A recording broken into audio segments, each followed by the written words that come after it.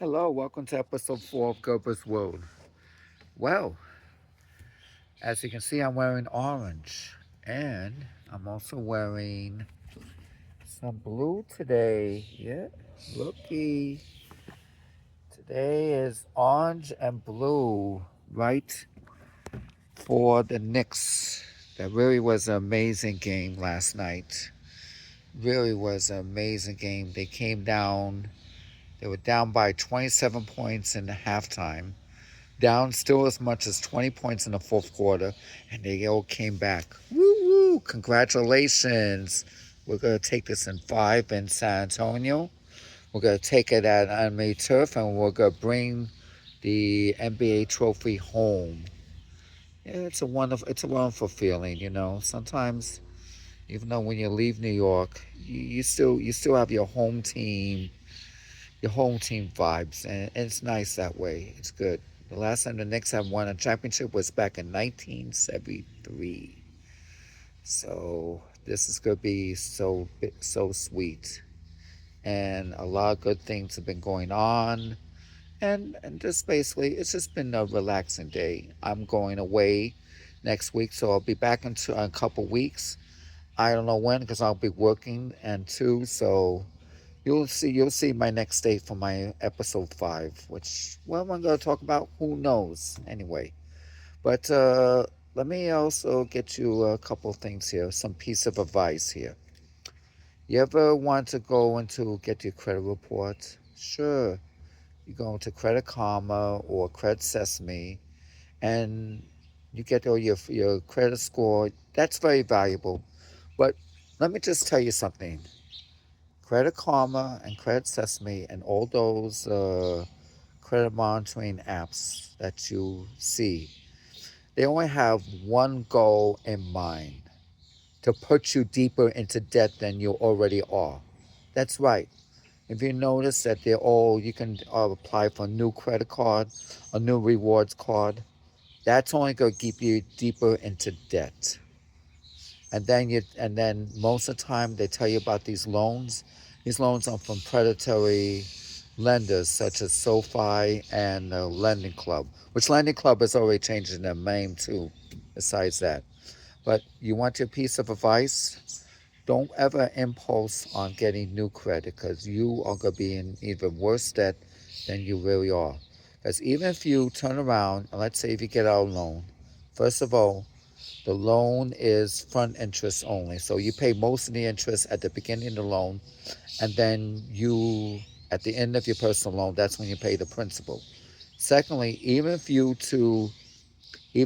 were to consolidate your credit cards into one monthly payment on your personal loan, first of all, you already paid higher amounts of interest on your personal loan than you necessarily do with your credit card because you're making a low monthly payment itself. And then you have the credit cards open with zero balances. And then guess what? You might be tempted to spend, spend, spend.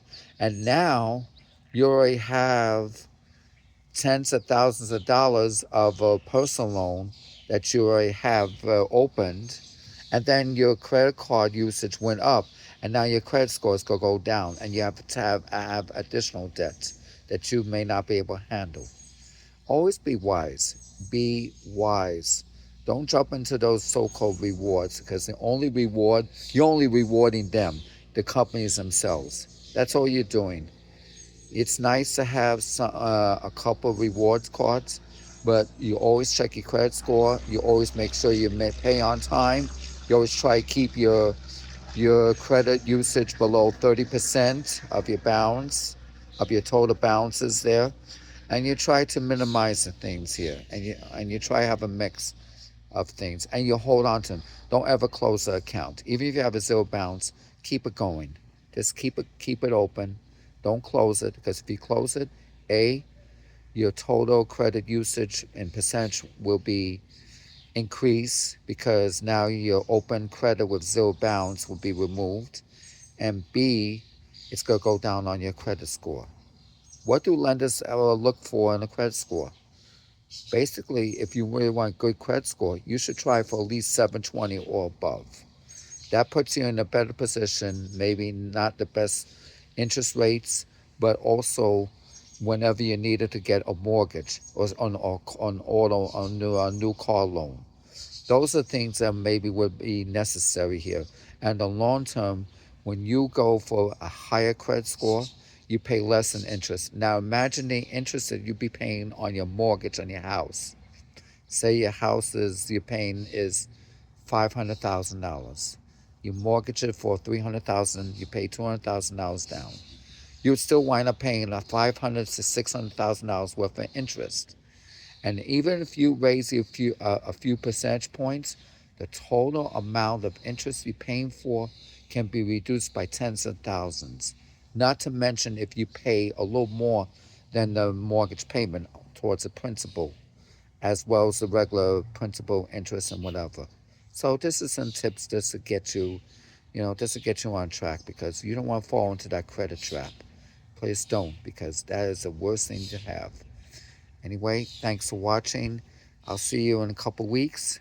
And let's go Knicks, Knicks in 5. And don't forget the FIFA World Cup itself. It's also a great time to be in America, 250th anniversary of the Declaration of Independence for America from British rule. And a lot of good things are happening, you know, coming up.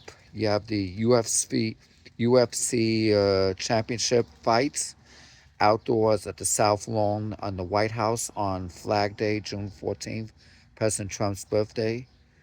And speaking of President Trump, I'm getting a little bit tired of this war thing.